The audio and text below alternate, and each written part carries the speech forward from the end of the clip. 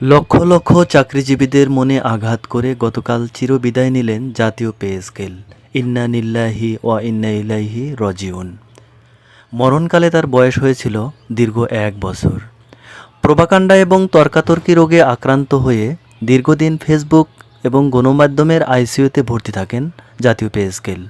গতকাল এক প্রেস ব্রিফিংয়ে জ্বালানি উপদেষ্টার কোলে মাথা রেখে শেষ নিঃশ্বাস ত্যাগ করেন জাতীয় পে স্কেল।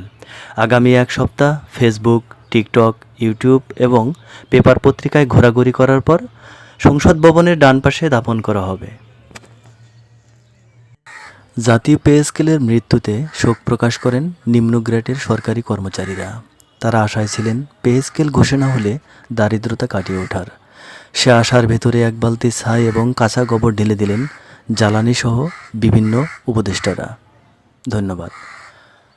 হাই কাক,